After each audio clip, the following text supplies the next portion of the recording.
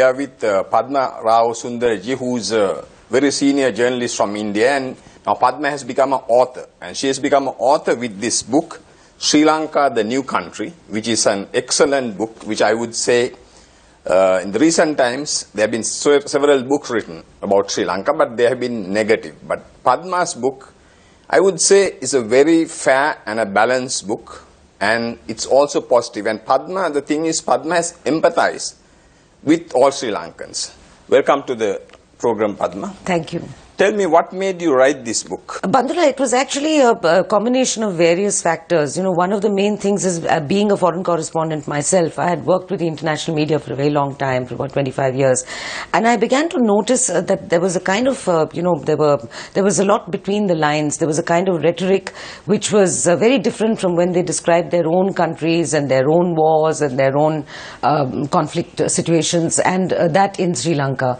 And I found, being a South Asian myself, I tend to, view Sri Lanka quite differently. I felt that, the reporting was very one-sided and seemed to go against, it made it all very black on white. There was the good guys and the bad guys and the, majority. But you worked for Der Spiegel, yes, for a long time, but that was a Western. Yes, Der Spiegel was an exception. Der Spiegel was an exception. The first 14 years, I worked with them for 14 years. Sorry, the first 10 years of my work with them was, I was very fortunate to work under editors who wanted that South Asian perspective. They didn't want me to write a book on Sri Lanka through the Western prism. So that's the reason why I could, work with them for so long. And so I was lucky. But I speak about the other people, that I was reading. A lot of people were based in Delhi. Most South Asia correspondents tend to be based in Delhi and also cover Sri Lanka. But I found that I began to perceive agendas, and I began to perceive a one-sidedness, and also I began to perceive this attempt by many young reporters who can't really get, well, Sri Lanka is a very complex society. And you didn't like them writing from the verandas of Golf Face Hotel? The veranda of the Golf Face Hotel is beautiful. Yeah. I love it myself, but no, certainly not. I think you need to have experienced the old country, which was the war, to be able to write about the new country, which is essentially what my book is about. So that's what what made you, still didn't answer my question, what made you write? Because of these people, they were giving a negative picture? Because it made me furious, And Mandela. Why Sri Lanka? I mean, you have traveled all over the world, so why Sri Lanka? Why Sri Lanka? Why Sri Lanka? Because, a lot of personal reasons. My grandfather was actually built a factory in Paranthan. The caustic soda factory was built by him, and that whole chapter is in the book as well. And my grandmother was a huge fan of Sri Lanka. They lived here in the late 50s when they came to build that factory. And she spoke about this beautiful, paradise till she died. I mean, all her afternoon stories narrated to me were about Sri Lanka, which was called Ceylon then. So according to her, the biscuits were better in Ceylon, the trees were better in Ceylon, the fruits were better in Ceylon, everything was better in Ceylon. And the Hindi songs were better because Radio Ceylon at India. Radio Ceylon, we used to listen to Radio Ceylon. So there was a lot of, there was a Ceylon connection in my family. And other than that, because I was covering Sri Lanka, and it began to infuriate me because what I was experiencing on the ground, not every Sinhalese is a chauvinist and a Tamil hater and a Muslim hater. Not every Tamil is a separatism lover and a Sri Lanka hater. But so this sort of, these boxes that they were trying to fit Sri Lanka into, I just felt was myopic and needed to be expanded and needed greater explanation and greater in-depth research. And I felt I had a sort of an advantage because being South Asian. I think it's easier for us to understand a society as complex as Sri Lanka, because I come from a very complex society too. Yeah.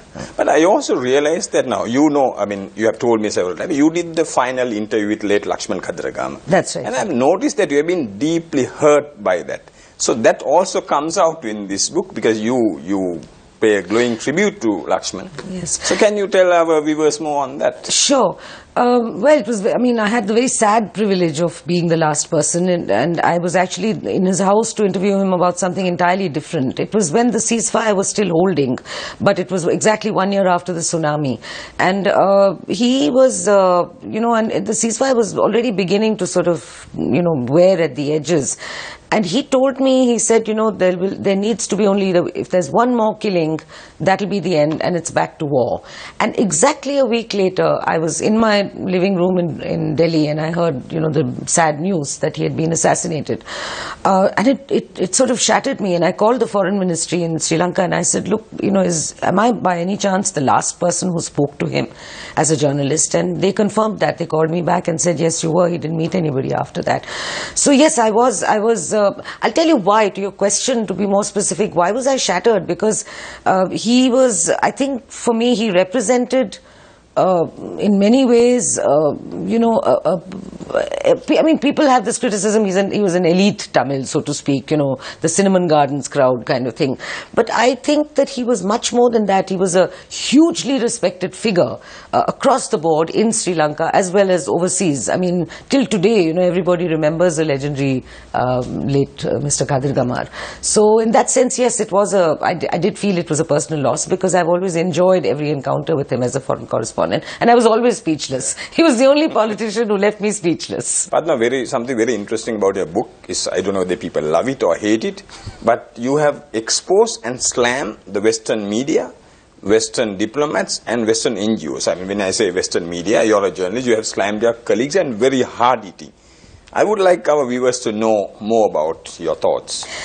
Okay, two things, Bandula. One thing is that I'm freer to do so now, because I'm no longer a permanent employee with, a staffer with any one particular organization. I'm a freelancer. The other thing that frees me is perhaps the maturity that comes with age. As you grow older and the more you've reported and the more you've seen and the more you've experienced, I think the more you're able to see through or perceive certain things between the lines or certain, sort of innuendo. Because reporting, as I was saying to somebody in an interview, is not only about thorough research. Thorough research is very important. Content is very important. It's also about nuance. There is a nuance which I began to perceive. The other reason about the NGOs, what annoyed me is, and also about Western governments, is that there is this vast chasm between the way they perceive their own conflicts, notably on other people's soil. The international war against terror, for instance, and I mean, I won't even go down that road. There are so many of them, and there are thousands of people who have died in the crossfire, and innocent people, civilians, or drone attacks, all kinds of things happening. So there, those governments are the same governments to then keep pointing fingers at Sri Lanka, or perhaps I mean, India less so for a different reason. I'll come to that in a minute. But they keep pointing fingers at Sri Lanka over and over again about that last phase of war, the last phase of war. They're stuck on that one phase. And whereas I don't hear of any kind of any kind of investigation into their own war crimes. And if they're conducting them, then surely the media, that's where the media comes in. Surely the Western media should be reporting those with equal intensity or equal ferocity. Like the embedded journalists. Like embedded journalists, there are so many things like that. But so I found this inequality, in reporting, and imbalance in the reporting on in Sri Lanka and on other countries. And the last point I'd like to make is that India went through a similar experience in the 60s, 70s, 80s.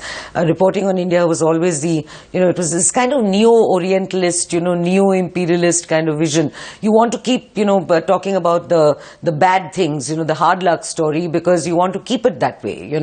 As somebody told me in Bangladesh once, why do you think there are so many development agencies in Bangladesh? Because if it's in their interest to keep us a developing country, if we were fully developed, then they'd lose their jobs. So it's a bit, so I went through that in India, and right up to the early 90s, when then India suddenly became very attractive, because it's this huge economy. So suddenly the reporting and the tone changed. Everything became, then India became the flavor of the year kind of thing. So I find that that is what is happening to Sri Lanka, has been happening since the end of the war particularly. And I felt that it was time for a new narrative. Yeah, we'll take a short break and we'll be back with you in a moment.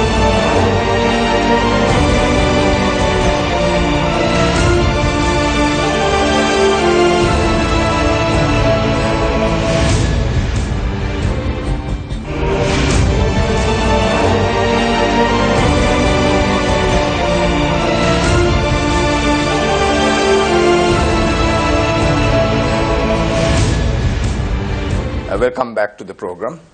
Welcome back, Padma. Tell me, you seem to be loving Sri Lankan most in South Asia. Who's your typical Sri Lankan? Who is my typical Sri Lankan? I think the typical Sri Lankan is someone who's it's a very highly literate society. I find, that this is something that it's outstandingly literate. Even people who, somehow, one equates, oh, but this so-and-so can't speak English or so-and-so can't speak, that's not the equation for me. I see that it's a literate society in the sense of the way they deal with strangers. That for me is a big, there's a big difference between the very sort of rough and pushy northern India where I come from and all over Sri Lanka. There's a gentleness, there's a courtesy with strangers which is very uniquely Sri Lankan. I'm sure all of you have a different perspective, of course, because it's your own country. But certainly things are, I sometimes hear foreigners in Sri Lanka remarking on, oh, but things are moved so slowly and, that kind of thing. And I wonder, you travel kilometers and kilometers, thousands of kilometers to get here, to get away from your hectic lifestyles. And then you complain that things move slowly. That's strange, because I think it's the slowness that's the beauty. And it's also the thing that, yes, there is bureaucracy. Where is there no bureaucracy in South Asia? But it's the courtesy, it's even if you're going from one office to another to get, some document or another, everyone treats you with respect and courtesy. So while writing this book, you met from generals, presidents, prime ministers, former prince, right, as you call Prince of Jaffna, and all sorts of characters, ordinary people, former terrorists, all that. So they all treated you with that kindness and respect? Absolutely. Each and every one of them. Each and every one of them. So that's why you describe that Sri Lankans are the best in South Asia? No, it's not just what I experienced during the research of this book. I speak of my experience overall for the past 20 years of, covering the conflict. And I speak even of that time, even when we covered the conflict, even in the worst possible scenarios, people always had time for courtesy. That is something which is very uniquely Sri Lankan, and I think this is something that is sometimes misinterpreted perhaps by Westerners as a kind of a kind of a very passive attitude perhaps. How is the book doing? The book is doing very well, I hope. It is doing well. I can't rattle figures off the top of my head, but I know that it was sold out in barefoot, I think, and then they had to order more copies. I think the same happened in Vijayappa. That's as far as Sri Lanka is concerned. India? And in India, I don't really know because I don't have my finger on that pulse.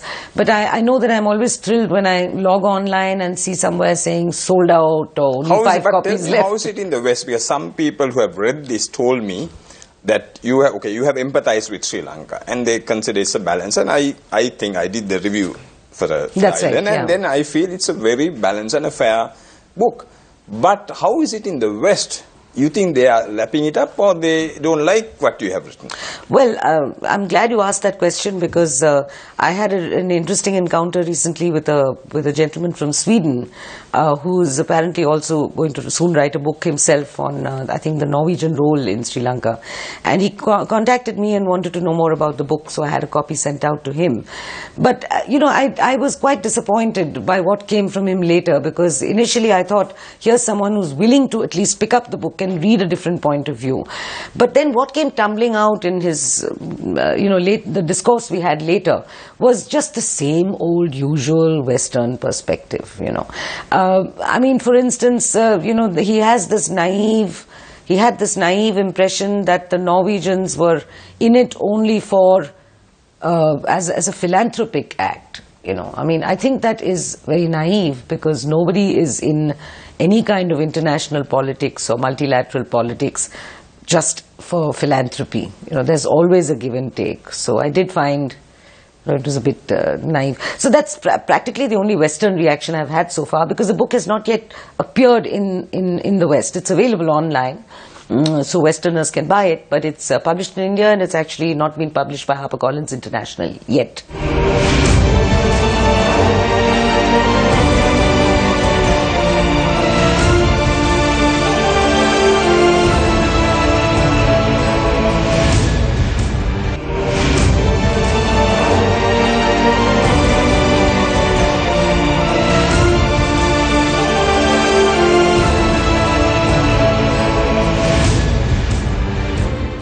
Welcome back, Padma. Now, in your book, we both were at the infamous press conference of the late Prabhakaran, but in your book, which made me laugh, that you described Prabhakaran as very handsome. Can you tell me more about it? I thought he was scared, and he looked very scared. No, I didn't describe him as handsome at the press conference. I described him as handsome when he was in his younger days, when he was, at the Ashoka Hotel in Delhi. And he was. I mean, he was, he had these classical good looks, big eyes and a very nice expression, at least those days, in the 80s, late 80s, when he was considered a freedom fighter more than a terrorist. Though Anita Pratap said otherwise, that whole image was, when she saw, it was all gone. So that's what the way Anita described in her book.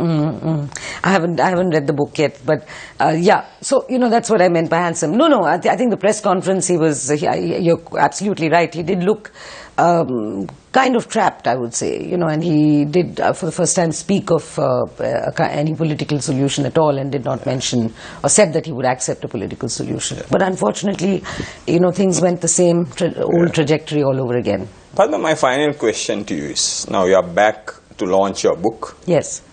Do you see a new Sri Lanka? Oh, absolutely. I mean, I've seen a new Sri Lanka from the day the war ended, literally. And I think what I perceived is this, almost visible lifting of a pall of gloom, and this relief all over Sri Lanka, no matter which community. And this is what I experienced when I traveled through your beautiful country over the last 3 or 4 years for the book. And, it was just amazing. I mean, it is, of course, somebody asked me the other day, do you think that, peace has dawned on Sri Lanka?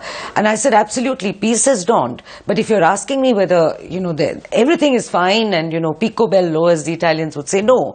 Of course, there is a political solution that is outstanding and it needs to be sorted out. But I would only like to appeal to the world through your channel and to all Sri Lankans. I'm sure, hearing this will appreciate the message that I would like to see the world let Sri Lankans get on with it. Let Sri Lanka make its own decisions, find its own political solutions. It's a highly literate society and perfectly capable of handling its own problems. Thank you very much. Thank you very much, Padma, for joining us. Thank you, Pandala. That was Padma Rao, author of Sri Lanka, the New Country. And she's here today to launch a book for the first time in Sri Lanka. Thank you very much for joining us.